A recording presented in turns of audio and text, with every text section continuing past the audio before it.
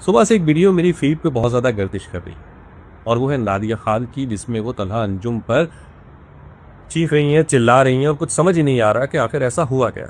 غالباً طلحہ انجم نے اپنے کانسرٹ میں بھارت کا پرچم لہرا دیا ہے، جس کا نادیہ خان کو شدید غصہ ہے اور وہ یہ سمجھتی ہے کہ یہ تو پیٹریوٹزم کے اصولوں کے بالکل منافی ہے۔ یہ جو حرکت طلحہ انجم نے کی ہے، یہ تو کوئی غداروں والی حرکت۔ نادیہ خان اتنا غصے میں تھی کہ ایک لمحے کے لیے مجھے ڈر لگا کہ کہیں یہ ایئر چیف کو ہی فون نہ کر دیں اور ان سے پوچھیں کہ دبئی کے ایئر شو میں ہمارے پائلٹس انڈین پائلٹس کے ساتھ تصویریں کیوں کھنچوا رہے تھے، بات کیوں کر رہے تھے، ہنس کیوں رہے تھے۔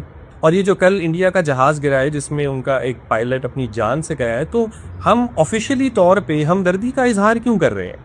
ہماری سیلیبریٹیز، ہمارے ادارے نیک خواہشات کا، اس کی فیملی سے ہمدردی کا اظہار کیوں کر رہے ہیں؟ تھا تو وہ فوجی ہی نا، کس بات کی ٹریننگ دے رہا تھا وہ؟ ہم پر بم گرانے کی؟ تو ہم ایسے شخص کے دنیا سے چلے جانے پہ ہمدردی اور دکھ کا اظہار کر رہے ہیں؟ مجھے پتا ہے کہ نادیہ خان ایسا کبھی بھی نہیں کرے گی، کیونکہ جو سٹانس ہم نے بھارت کے جہاز کے گرنے پر لیا ہے وہ ہماری میچورٹی کو ظاہر کرتا ہے، وہ مینرزم کو ظاہر کرتا ہے، وہ پروفیشنلزم کو ظاہر کرتا ہے، وہ ہیومینٹی کو ظاہر کرتا ہے۔ اس سے یہ ظاہر ہوتا ہے کہ ہم میں ابھی بھی تھوڑی بہت تہذیب باقی ہے۔ تو جو چیز ہم آرم فورسز پہ اپلائی کر رہے ہیں وہ فنکاروں پہ کیوں اپلائی نہیں ہو سکتی؟ ہمیں کیا مسئلہ ہے؟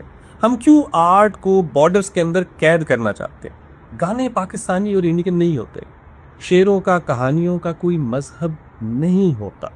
تو آپ کو سب سے زیادہ تکلیف اور سب سے زیادہ غصہ تو گوروں پہ ہونا چاہیے نا، جو ہمیں 200 سال ہم پر حکومت کر کے گئے۔ پنڈی کے چیمبر میں انہوں نے ہمارے اوپر کیمیکل ایکسپیریمنٹس کیے، یہاں پہ قحط کریٹ کیے، ہمارے لوگوں کو ورلڈ وار 1 اور ورلڈ وار 2 میں لڑنے کے لیے بھیجا، یہاں سے لوٹ پار کر کے گئے۔ ایسا کریں کل باہر نکلے نادیہ خان جی اور انگلش لٹریچر کا ڈپارٹمنٹ ہی ختم کرا، ہم صرف پاکستانی لٹریچر پڑھیں گے، وہ بھی وہ جو حکومت سے منظور شدہ ہوگا۔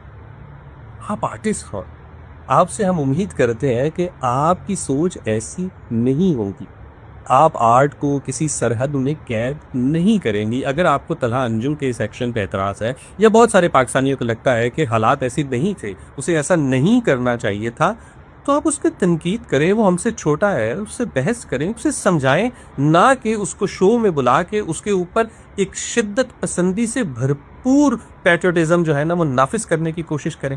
آپ کا انداز تو فتویٰ دینے والا تھا، آپ کا انداز تو اسے غدار قرار دینے والا تھا۔ ہمیں آپ سے یہ ایکسپیکٹیشن نہیں ہے کہ آپ طلحہ انجم پہ تنقید کریں گی تو وہ بھی ارنب گوسوامی کے انداز میں۔